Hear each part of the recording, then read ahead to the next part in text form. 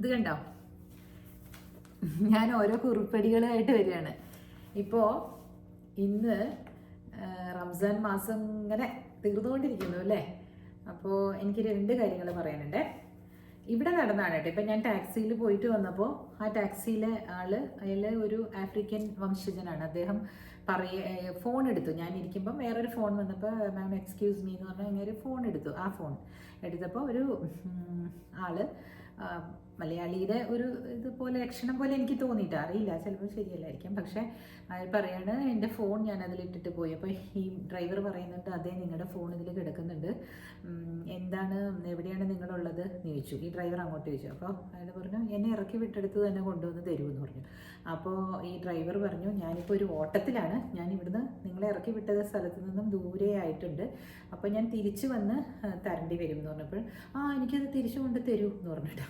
അപ്പോൾ ഇങ്ങേര് പറയുന്നുണ്ട് നിങ്ങൾ കമ്പനിയിൽ വിളിച്ചിട്ട് അന്വേഷിച്ചിട്ടാണോ എന്നെ വിളിക്കുന്നത് എന്ന് ചോദിച്ചപ്പോൾ അയാൾ പറഞ്ഞു ആ കമ്പനി പറഞ്ഞു കൊണ്ട് തരാൻ പറഞ്ഞെന്ന് പറഞ്ഞിട്ട് ഒരു നമ്പർ കൊടുക്കും. ഈ പാവൻ ഡ്രൈവർ സിഗ്നലിൽ നിൽക്കുകയാണ്. അപ്പോൾ അയാൾ അവിടുന്ന് എൻ്റെ വേറൊരു നമ്പറുണ്ട്, ആ നമ്പർ എഴുതിയെടുക്കൂ എന്ന് പറയുന്നു കേട്ടോ. കാരണം ഇത് ഇവർക്ക് ഈ ഡ്രൈവറിനെ കണക്ട് ചെയ്ത് കൊടുത്തതാണ് കമ്പനിയെ. അപ്പോൾ ആ നമ്പർ അവസാനം ഞാൻ എൻ്റെ മൊബൈലിൽ ഞാൻ പറഞ്ഞു നിങ്ങൾ ഓടിച്ചോളൂ ഞാൻ എടുക്കാൻ നമ്പർ എന്ന് പറഞ്ഞാൽ ഞാൻ എൻ്റെ മൊബൈലിൽ നമ്പർ എടുത്തു പറഞ്ഞാൽ ഞാൻ അതിലേക്ക് അങ്ങോട്ട് വിളിച്ചില്ല, ഞാൻ ആ നമ്പർ എടുത്തിട്ട് ഞാൻ ഇയാൾക്ക് കൊടുത്തപ്പോൾ അയാൾ പറയണത് നിങ്ങൾ എത്ര ശ്രദ്ധിക്കുന്നു ഒരാളുടെ കാര്യം, എടുക്കാനും പറ്റുന്നില്ല എന്നാൽ നിർത്താനും പറ്റൂല ഇവിടെ നിന്നും ഹൈവേയിൽ, എന്നാൽ നമ്പർ വേണം തന്നെ കാരണം ഈ ഫോൺ കൊടുക്കണ്ടേ. അപ്പം ഞാൻ തിരിച്ചു കൊടുത്തപ്പോൾ പറയണേ മാം ഞാനിങ്ങനെ 2-3 പ്രാവശ്യം എനിക്കിങ്ങനെ കൊണ്ടുവന്ന് കൊടുക്കേണ്ടി വന്നിട്ടുണ്ട്, ആരും എന്നിട്ട് പൈസ തരില്ല. അപ്പോൾ വൈകുന്നേരം ആകുമ്പോൾ കമ്പനിയിൽ നമ്മൾ ഈ മീറ്റർ റീഡിങ്ങിൽ നോക്കുമ്പോൾ അതനുസരിച്ച് ടാലി ആവില്ലല്ലോ, ആ ഓടിയ സമയവും കൊടുക്കുന്ന പൈസയും അങ്ങനെ ഇങ്ങർക്ക് കിട്ടേണ്ട കമ്മീഷൻ കൊടുക്കേണ്ടി വന്നിട്ടുണ്ടെന്ന് ഈ നല്ല കാര്യം ചെയ്തതിന്. അപ്പോൾ ഒരു 2-3 സ്ത്രീകൾ ഒരു ബാഗ് ഇതിനകത്ത് മറന്നിട്ടിട്ട് പോയി, അതിനകത്ത് നിറച്ചും പണമായിരുന്നു. എമിറേറ്റ്സ് പാലസ് ഹോട്ടലിൽ താമസിച്ചിരുന്ന സ്ത്രീകൾ. എന്നിട്ട് അവർ അവിടെ നിന്ന് വിളിച്ചപ്പോൾ അവിടെ തിരിച്ചു കൊണ്ടുവന്ന് കൊടുത്തതിന് ആ ബാഗ് മേടിച്ചിട്ട് അങ്ങ് പോയി, ആ പൈസ കൊടുത്തില്ല എന്ന്. എന്താണ് ഇങ്ങനെയൊക്കെ ചിന്തിക്കുന്നത് അല്ലേ? എന്നാൽ അവിടം വരെ വന്ന് നിങ്ങൾക്ക് എത്രയാണ് വേണ്ടത്, അതിൽ നിറച്ച് പൈസ ഉണ്ടായിരുന്നു, അത് അയാൾ വലുത് എടുത്തിരുന്നെങ്കിലോ. നമ്മളൊരാളുടെ ഇതാണ് നമ്മൾ ചിന്തിച്ച് ചെയ്യണം എന്ന് പറയുന്നത്. നമ്മൾ ചിലപ്പോൾ ആ സ്ത്രീകൾ പെട്ടെന്നുള്ള സന്തോഷ അതിരേകത്താൽ അത് മേടിച്ചുകൊണ്ട് പോയതായിരിക്കും. ബട്ട് സ്റ്റിൽ ഒന്ന് ആലോചിച്ച് നോക്കിക്കേ, ആ പയ്യൻ അത് വേണമെങ്കിൽ കണ്ടില്ല എന്ന് പറഞ്ഞാൽ എന്ത് ചെയ്യാനാണ്? എനിക്ക് കിട്ടിയില്ല മാഡം ഇതിനകത്തെന്ന് പറഞ്ഞാൽ അയാളുടെ ഒരു 10 ഇരട്ടി ശമ്പളം ഉണ്ടായിരുന്നു അതിനകത്ത്, അത്രയും തിക്ക് നോട്ടുകൾ ഉണ്ടായിരുന്നു ഇയാൾ പറയാണ്. അതിലിങ്ങനെ തുറന്നു നോക്കിയപ്പോൾ എനിക്ക് പേടിയായിപ്പോയി മാം, ഇനി ഇത് വല്ലതും എടുത്തു എന്ന് പറയുമോ എന്ന് ആ പയ്യൻ പറയണം. ഒന്നാമത് I am from Africa, people ഇങ്ങനെ വിചാരിക്കും ഞങ്ങളെ പറ്റിയിട്ട്, ഞങ്ങളിങ്ങനെ അങ്ങനെ ഒരു ഇതാണല്ലോ ഇപ്പം കണ്ടില്ലേ ഡാർക്ക് സ്കിൻഡ് ആയിട്ടുള്ളവരെ പറ്റിയിട്ട്. അത് പറയാൻ വേണ്ടിയിട്ടാണ് ഞാൻ ഈ ഒരു കാര്യം കൂടെ പറഞ്ഞുകൊണ്ട് വന്നത് കേട്ടോ. ശാരദ മുരളീധരൻ IAS ഓഫീസറാണ്, നമ്മുടെ കേരളത്തിൻ്റെ ചീഫ് സെക്രട്ടറിയാണ്. അവർക്ക് മുന്നിരുന്നത് അവരുടെ ഭർത്താവാണ് വേണു IAS എന്ന് പറഞ്ഞിട്ട്. പുള്ളി നല്ല കണ്ടിട്ടില്ലേ, നല്ല ഫെയറാണ്, സ്കിൻ കളർ ഫെയറാണ്. അപ്പോൾ ആരോ ഇവരെ കമ്പയർ ചെയ്തിട്ട് പറഞ്ഞു അത്രേ, ഇങ്ങനെ ഇവരുടെ ഡാർക്ക് സ്കിന്നിനെ പറ്റിയിട്ട് പറഞ്ഞു എന്ന്. അപ്പോൾ ഇവരൊരു FB പോസ്റ്റ് ഇട്ടിട്ടുണ്ടായിരുന്നു, യെസ് ഐ ഡിഗ് ബ്ലാക്ക് എന്ന് പറഞ്ഞിട്ട്. അതേപോലെ തന്നെയാണ് ഞാനും പറയുന്നത്, യെസ് ഐ ഡിഗ് ബ്ലാക്ക്. എനിക്കും വലിയ കളറുള്ള ആളൊന്നുമില്ല ഞാൻ, പക്ഷേ I M okay with it. എന്നെ ഈ കളറിൻ്റെ കാര്യം പറഞ്ഞിട്ടാണ് എല്ലാവരും താഴ്ത്തി കെട്ടാൻ ശ്രമിക്കാറ്. ഈവൻ എനിക്ക് ഒരുപാട് അനുഭവങ്ങൾ ഉണ്ടായിട്ടുണ്ട്. പക്ഷേ മദ്രാസിൽ ഞാൻ ജോലി ചെയ്ത സ്ഥലങ്ങളിലൊന്നും ഈ അനുഭവം ഉണ്ടായിട്ടില്ല. ഈവൻ ഇൻ ഹൈക്കോർട്ടോ ഒന്നും ഒരു അനുഭവം ഉണ്ടായിട്ടില്ല. Because I use to deck up very well കേട്ടോ. ഞാനീ പറയുമ്പോൾ ഇതിനകത്ത് കുറേ പേര് എന്നോട് ഇപ്പോൾ തള്ളുന്നു എന്നൊക്കെ പറയാൻ തുടങ്ങിയിട്ടുണ്ട്. ആയിക്കോട്ടെ, എന്നാലും ഉള്ള കാര്യം ഞാൻ പറയും. എന്നെ കേൾക്കുന്ന എന്നെ ഇഷ്ടമുള്ളവർക്ക് മനസ്സിലാവും, ഞാനത് മനസ്സിലാക്കിക്കാൻ വേണ്ടി പറയുന്നതാണെന്ന്. എന്തിനാണ് ഞാൻ ഈ ഡെക്കപ്പിൻ്റെ കാര്യം പറയണമെന്ന് വെച്ചാൽ ആള് പാതി ആടെ പാതി എന്നാണ്. അപ്പോൾ നിങ്ങൾ മര്യാദയ്ക്ക് ഡ്രസ്സ് ചെയ്ത് പോകുമ്പോൾ അതനുസരിച്ചിട്ട് കോടതിയിൽ വെച്ചിട്ടൊക്കെ ആൾക്കാർ they use to give me respect, ഞാൻ കണ്ടക്ട് ചെയ്യുന്നതനുസരിച്ച്. പക്ഷേ ഈ പറഞ്ഞ IAS ഓഫീസറിനൊക്കെ റെസ്പെക്റ്റ് അല്ലാതെ തന്നെ കിട്ടേണ്ടതല്ലേ? അവർ IAS ആണ്, അവരെ ഏത് നിലയിലാണ് അവരിയ്ക്കുന്നതെന്ന് ആലോചിച്ച് നോക്കുക. എല്ലാവർക്കും കിട്ടുന്ന ഒരു പദവിയാണോ അത്? എന്നിട്ട് അവരെ പോയിട്ട് കാരണം അവർ സിമ്പിളാണ്, മനസ്സിലായില്ലേ? അവരിതൊന്നും ഇങ്ങനെ കാണിക്കുന്നില്ല, ആർഭാടങ്ങളും ഒന്നും കാണിക്കുന്നില്ല. അവരെ കണ്ടു കഴിഞ്ഞാൽ മനസ്സിലാകുകയുമില്ല. അപ്പോൾ ഞാനൊക്കെ എന്ന് പറഞ്ഞിട്ടുണ്ടെങ്കിൽ ഇതിനെ ഓവർകം ചെയ്യാൻ വേണ്ടിയിട്ട് ഞാനൊരു പാറ്റേൺ എടുത്തത് ഡ്രസ്സിങ് ആണ്. കാരണം എനിക്ക് വേറെ ഇങ്ങനത്തെ IAS പോലത്തെ ഫ്രിൽസ് ഒന്നും ഇല്ലല്ലോ. അപ്പം പിന്നെ ആ മാഡത്തിന് അത് ഉണ്ടായിട്ട് പോലും നമ്മുടെ കേരള ജനത വെറുതെ വിടുന്നില്ല. ഒരുപക്ഷെ ഞാൻ കേരളത്തിലായിരുന്നു ഞാൻ ജീവിച്ചിരുന്നതെങ്കിൽ ഞാൻ ഇത് ഇനിയും അനുഭവിക്കേണ്ടി വന്നേനെ. കാരണം ഞാൻ പറയാൻ പോകുന്നത് ഞാൻ ചെറുപ്പം മുതൽ അനുഭവിച്ചു വന്നത് ഇങ്ങനത്തെ തന്നെ കാര്യങ്ങളാണ്. എന്താണ് ഒന്ന് ആലോചിച്ച് നോക്കൂ. നമ്മുടെ കളറിനെ ചൊല്ലിയാണ് ആളുകൾ മുഴുവനും നമ്മളോട് ഈ ഒരു ഇത് പറയുന്നത്. ആശ്ചര്യയുടെ മോൾ ഇങ്ങനെ ആയിപ്പോയല്ലോ ദൈവമേന്ന്. എന്താണത് ഈ കളറ്? അപ്പം ഞാനൊരു കുറിപ്പ് എഴുതിയിട്ടോ, ഞാനിങ്ങനെ എഴുതി, ഈ കളറ് ഞാനിങ്ങനെ എൻ്റെ അമ്മയുടെ വയറ്റിലുണ്ടായപ്പോഴേ എൻ്റെ വയറിൽ ഞാൻ കിടക്കുകയാണ് കുഞ്ഞായിട്ട്, കുഞ്ഞ് സൈഗോട്ടായിട്ട്. നമ്മൾ ആദ്യം ആ കുഞ്ഞാവുമല്ലോ, സ്പേമും എഗ്ഗും കൂടെ ചേർന്ന് ഒരു സൈഗോട്ട് രൂപത്തിലായതിനു ശേഷമാണല്ലോ കുഞ്ഞാവുന്നത്. ആ സമയത്ത് തന്നെ എന്നെ ദൈവം ഒരു ഷെയ്ഡ് കാർഡ് കൊണ്ടുവന്ന് കാണിച്ചു. ഇങ്ങനെ, മോളെ ഇതിന്ന് ചൂസ് ചെയ്യൂ, നിനക്ക് ഏതാ വേണ്ടതെന്ന് ചൂസ് ചെയ്തതെന്ന് പറയും. ഷെയ്ഡ് കാർഡ്സ് ഇല്ലേ ഈ പെയിൻ്റ് അടിക്കണേ. അപ്പം ഞാൻ അതിൽ വഴി എനിക്ക് ബ്രൗൺ മതി എന്ന് പറഞ്ഞ് ഞാനിങ്ങനെ ചൂസ് ചെയ്തു. അല്ല പിന്നെ മനസ്സിലായോ നിങ്ങൾക്ക്? അതായത് എനിക്ക് ഈ കളർ മതിയെന്ന് ഞാൻ ചൂസ് ചെയ്തിട്ടാണ് ദൈവം എനിക്കിത് തന്നത്, അല്ലേ? അപ്പോൾ കുറ്റക്കാരി ആരാണ് ഈ കളറിൻ്റെ? ഞാനല്ലേ? നിങ്ങൾക്ക് മനസ്സിലായോ തമാശ? അതായത് ഒരു കുഞ്ഞ് അതിൻ്റെ നമ്മുടെ വയറിൽ ഉണ്ടാകുമ്പോൾ നമുക്ക് എന്ത് കൺട്രോളുണ്ട്? അത് വെളുക്കണോ കറക്കണോ? ഇന്നിപ്പോൾ പിന്നെ പുറത്തിറങ്ങി കഴിയുമ്പോൾ ആളുകൾ മുഴുവനും കെമിക്കൽസ് കുത്തിക്കയറ്റി, ഗ്ലൂട്ടാത്തിയോണും അതൊക്കെ കുത്തിക്കയറ്റി വെളുക്കുന്നത് എന്തുകൊണ്ടാണ്? കാരണം ഈ വിവേചനം കാരണമാണ്. ഈ തൊലിപ്പുറത്ത് വിവേചനം കാരണം അവർ പല സ്ഥലങ്ങളിൽ അവർ മാറ്റി നിർത്തപ്പെടുന്നു. എനിക്കത് ഉണ്ടായിട്ടില്ല എന്ന് ഞാൻ പറഞ്ഞില്ലേ. കാരണം എന്താണെന്ന് വെച്ചാൽ ഞാൻ ഭയങ്കര വോസിഫറസ് ആണ്. നിങ്ങളിപ്പോൾ കാണുന്നില്ലേ? തിരിച്ചു ചോദിക്കും, വേണമെങ്കിൽ അതിനെ ഏതറ്റം വരെ വേണമെങ്കിലും കൊണ്ടുപോകും. അങ്ങനെ എല്ലാവർക്കും പറ്റില്ലല്ലോ. ചിലർ ചുരുങ്ങിപ്പോകും, ചിലർ അയ്യോ എന്ന് പറയും. ഞാൻ ഇപ്പോഴല്ലേ ഇതൊക്കെ ആയത്. ഞാൻ ചെറുപ്പത്തിലെ ഞാൻ ചുരുങ്ങിയിരുന്നിട്ടുണ്ട്. എൻ്റെ അമ്മയുടെ കളറും എൻ്റെ അമ്മയുടെ സൗന്ദര്യവും വെച്ച് എന്നെ കമ്പയർ ചെയ്യുമ്പോൾ ഞാൻ ചുരുങ്ങിയിരുന്നിട്ടുണ്ട്.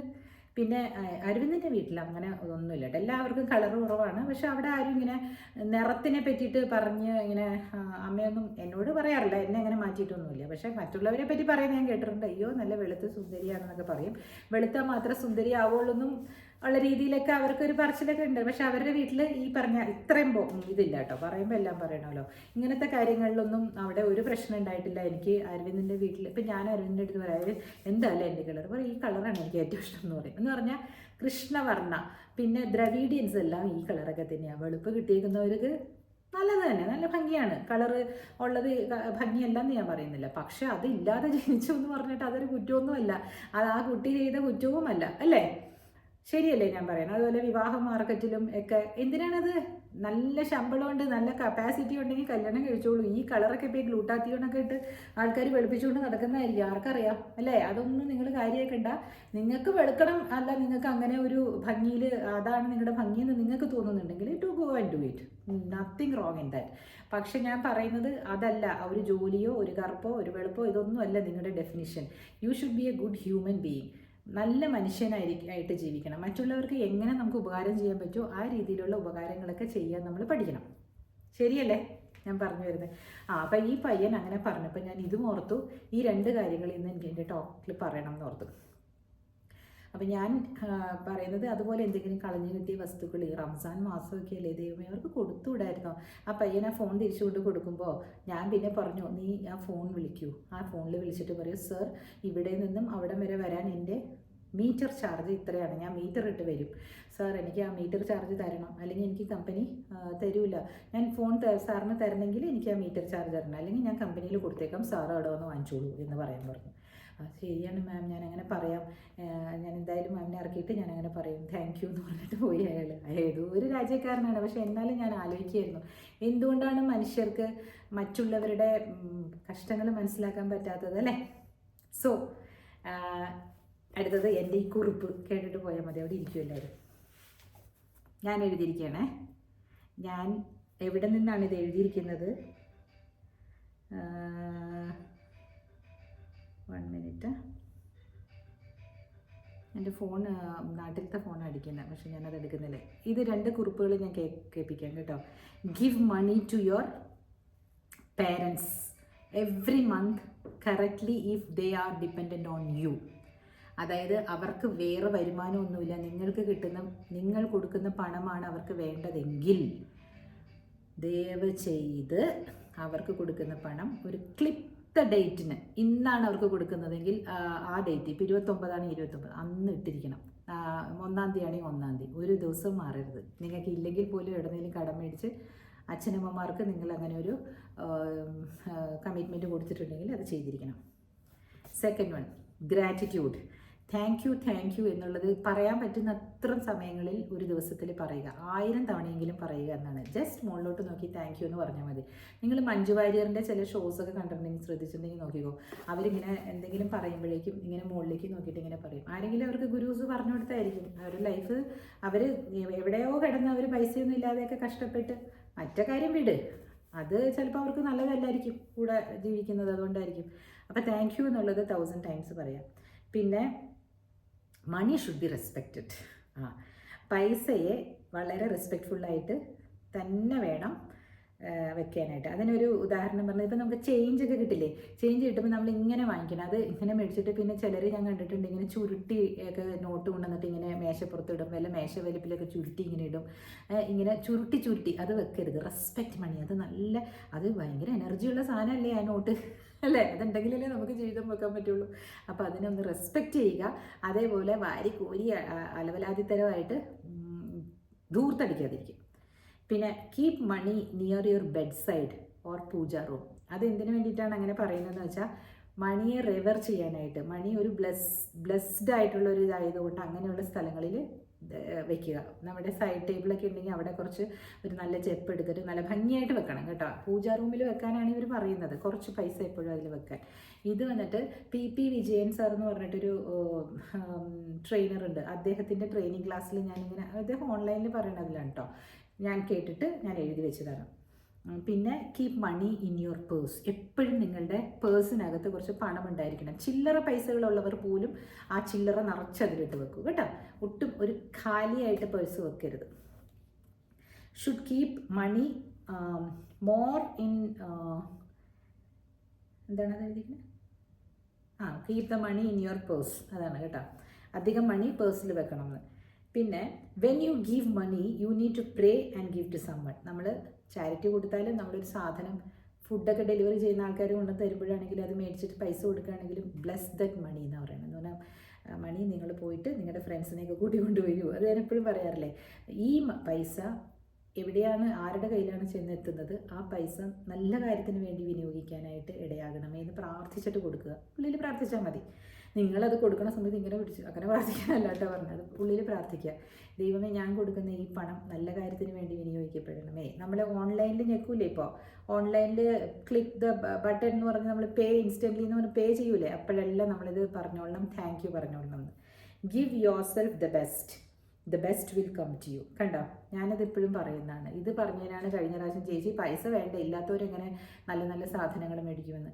ഞാൻ പറയുന്നത്, നിങ്ങൾ ക്വാണ്ടിറ്റി മേടിച്ചാൽ മതി, ക്വാളിറ്റി മേടിച്ചാൽ മതി, ക്വാണ്ടിറ്റി വേണ്ട.